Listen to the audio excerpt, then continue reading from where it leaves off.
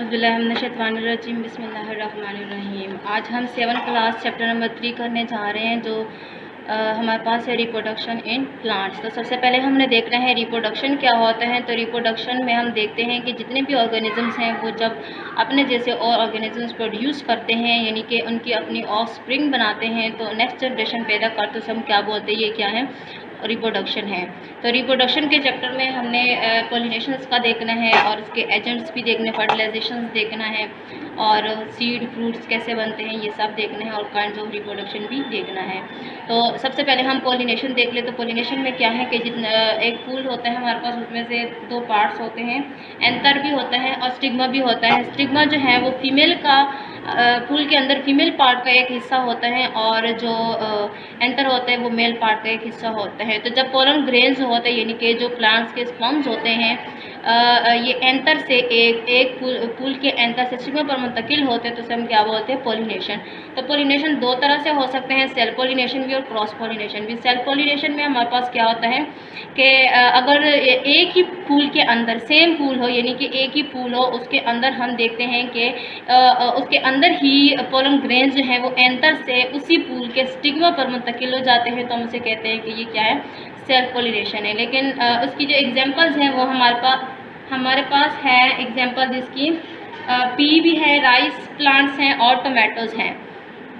इसके अलावा हम देखते हैं कि क्रॉस पॉलिनेशन है। तो क्रॉस पॉलिनेशन में हम अगर 2 फूल हो, यानी कि प्लांट्स भी, चाहे प्लांट्स डिफरेंट हो या सेम प्लांट हो, लेकिन जो फूल होते हैं वो 2 हो, तो एक फूल के एंथर से दूसरे फूल के स्टिग्मा पर पोलन ग्रेन्स का मुंतकिल हो जाना क्या कहलाता है, क्रॉस पॉलिनेशन कहलाता है। तो फिर उसके बाद हमने देखना है एजेंट्स ऑफ पॉलिनेशन, यानी कि वो जो पॉलिनेशन का प्रोसेस हो रहा है वो किसके थ्रू हो रहा है। तो 3 मेथड्स हैं हमारे पास, फैक्टर्स हैं हमारे पास, विंड्स हैं, एनिमल्स हैं और वाटर हैं।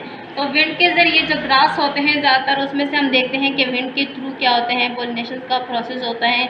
और अगर हम एनिमल्स के थ्रू देखते हैं, कुछ प्लांट्स ऐसे होते हैं जो जिनके जो ब्राइट कलर्ड होते हैं, पेटल्स और जो होते हैं ये ज़रा बड़े होते हैं, और इसमें से इसके किसके थ्रू होते हैं, जब पेटल्स बड़े होते हैं तो इसका मतलब है कि उसके ऊपर इंसेक्ट्स वगैरह जो होते हैं, एनिमल्स में इंसेक्ट्स आ जाते हैं, वो उसके ऊपर आराम से बैठ सकते हैं और जो इनका नेक्टर होता है वो सक कर सकते हैं, और इस तरह से वो उनकी जो पॉलिनेशन होती है वो एनिमल्स यानी इंसेक्ट्स के थ्रू हो जाती है।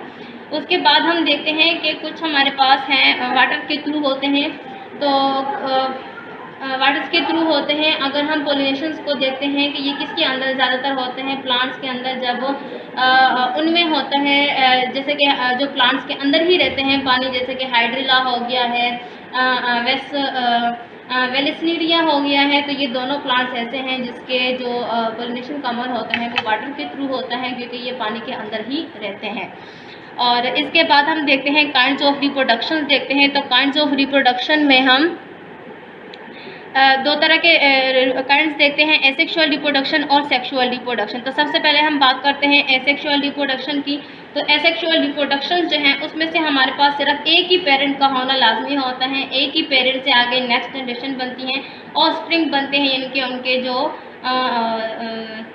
ऑफस्प्रिंग यानी कि उनके जो बच्चे होते हैं वो बन जाते हैं। तो इसको हम क्या कहते हैं, एसेक्सुअल रिप्रोडक्शन। तो एसेक्सुअल रिप्रोडक्शन जो है ये ज़्यादातर कॉमन होता है, किसके अंदर, प्लांट्स के अंदर भी होता है। और इसके अलावा जो अगर हम बात करते हैं सेक्सुअल रिप्रोडक्शंस की बात करते हैं, तो उसमें से हमारे पास गमीट्स भी होते हैं, और जब वो गमीट्स आपस में कंबाइन करते हैं, एक दूसरे के दोनों पेरेंट्स से आते हैं, एक से भी गमीट आता है, दूसरे पेरेंट्स से दूसरे गमीट आता है, तो मिलकर ज़ायगोट बनाते हैं। तो ऐसे प्रोसेस को हम क्या बोलते हैं, रिप्रोडक्शन। इसके थ्रू जैसे ही नेक्स्ट जनरेशन प्रोड्यूस होती है, इनके ऑफस्प्रिंग प्रोड्यूस होते हैं, तो उसको हम क्या बोलते हैं, सेक्सुअल रिप्रोडक्शंस। उसके बाद हम बात करते हैं कि एसेक्सुअल रिप्रोडक्शन, यानी कि ज़ायगोट तक हमारे पास अमल हो गया है, बन गया है। तो उसके बाद अगर हम प्लांट्स में देखते हैं तो फर्टिलाइजेशंस का अमल जो है वो किस तरह से होता है। तो फर्टिलाइजेशंस को हमने देखना होता है, fusion of sperm with the egg is called the fertilisation. तो जैसे ही किसी भी प्लांट के एक पेरेंट से स्पर्म आते हैं, दूसरे फीमेल पेरेंट से एग आते हैं, वो आपस में कंबाइन करते करते हो जाते हैं और मिलकर क्या बनाते हैं, ज़ायगोट बनाते हैं। तो इस प्रोसेस को हम क्या बोलते हैं, फर्टिलाइजेशन। तो फर्टिलाइजेशंस के बाद हमारे पास जो फर्टिलाइजेशन होता है वो किस तरह से होता है ये अभी हम देख लेते हैं। एक डायग्राम के थ्रू। ये एक डायग्राम है हमारे पास, आप लोग देख सकते हैं कि इसमें से हमारे पास मेल गमीट है जो स्पर्म है in the pollen grain combines with the female gamete egg in the ovule. ये जो बड़ा सा ये स्प्रेड टाइप हिस्सा है इसको हम क्या बोलते हैं, ओव्यूल बोलते हैं, और ओव्यूल बोलते हैं। और इसके अलावा जो पोलन ग्रेन है ये हमारे पास पोलन ट्यूब के थ्रू ये पोलन ग्रेन्स ओव्यूल तक आ जाते हैं, और ओव्यूल के पास जैसे आते हैं ये कंबाइन हो जाते हैं, मिल जाते हैं आपस में, और तब क्या बनाते हैं, इनका एक ज़ायगोट बन जाता है। उसके बाद हमने देखना है फर्टिलाइजेशन इन प्लांट्स। हमने देख लिया चेंजेस कौन कौन सी आती हैं फर्टिलाइजेशन के बाद के जो ओव्यूल्स हैं उसके अंदर जो भी हमारे पास आ गए ज़ायगोट, वो ओव्यूल्स किस में कन्वर्ट हो जाते हैं, सीड में कन्वर्ट हो जाते हैं। और जो ओव्यूल जिस ओवरी के अंदर प्रेजेंट है वो ओवरी आगे जाके कन्वर्ट हो जाती हैं फ्रूट्स के अंदर, फ्रूट्स में कन्वर्ट हो जाती हैं।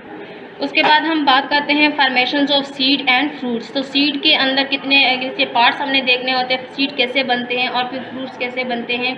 तो अभी मैंने बताया आप लोगों को कि जो यूज़ होते हैं वो सीड में कन्वर्ट हो जाते हैं और ओवरी फ्रूट में कन्वर्ट हो जाती है। तो सीड जो है उसके कुछ पार्ट्स हैं हमारे पास, रेडिकल है, प्लम्यूल है, कोटिलीडन्स हैं।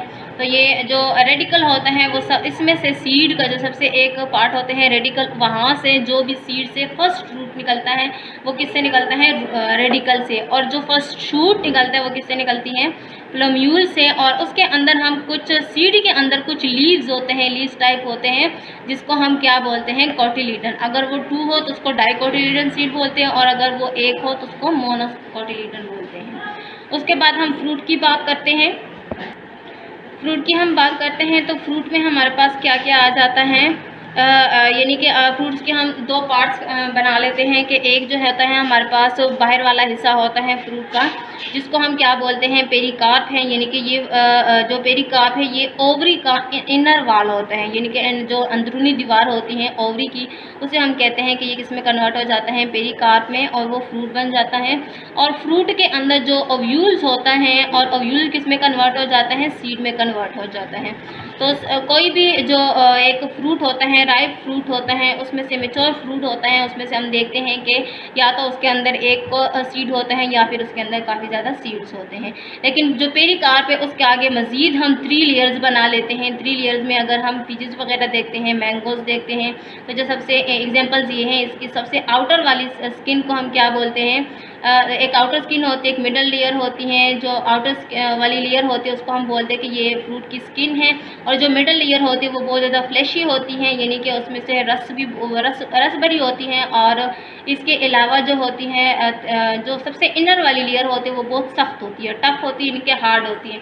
और कुछ फ्रूट्स ऐसे होते हैं जो ड्राई पेरिकार्प होते हैं, जिनको हम नट्स बोलते हैं। इनके जो फ्लैशी वाला टाइप होते हैं, जो मिडल लेयर होते हैं वो भी बहुत ज़्यादा हार्ड होता है, तो इनको हम क्या बोलते हैं कि ये नट्स हैं, यानी कि ड्राई फ्रूट्स हैं।